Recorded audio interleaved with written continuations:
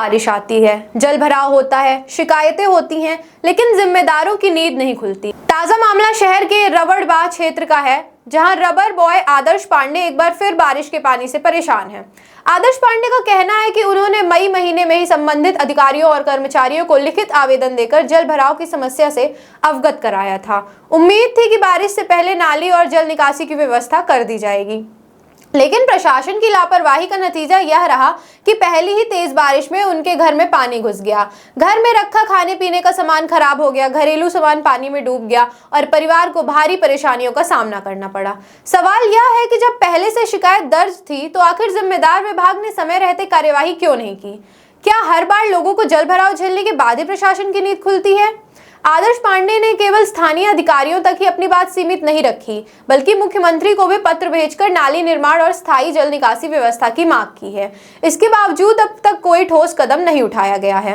हर साल लाखों रुपए नालों की सफाई और विकास कार्यों के नाम पर खर्च किए जाने के दावे किए जाते हैं, लेकिन जमीनी हकीकत यह है कि बारिश के कुछ घंटों की बौछार ही इन दावों की पोल खोल देती है।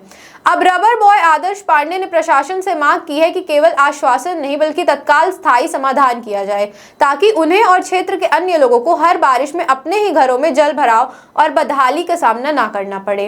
आखिर सवाल यही है, क्या प्रशासन इस बार भी अगली बारिश का इंतजार करेगा या समय रहते इस समस्या का स्थायी समाधान करेगा?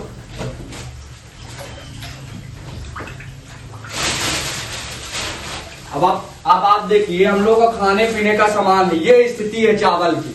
ये पूरा पानी में, ये पूरा दाल है, ये पूरी दाल है। ये देखिए, ये हालत, दाल चावल, ये स्थिति हम लोग की। ये अब हम लोग करें तो करें कहाँ जाएं? ये स्थिति, ये अचार है, ये अचारों की स्थिति है।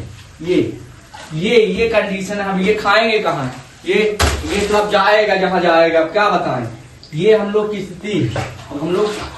हम लोग लाइब्रेरी जाए कि हम लोग को पता ही नहीं कि पानी भर जाएगा।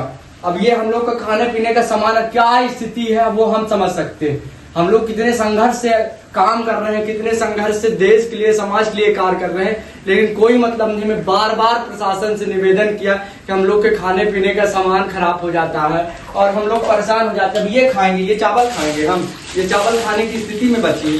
ये चावल कैसे, क्या होगा हम लोग का, कुछ समझ में नहीं आ रहा।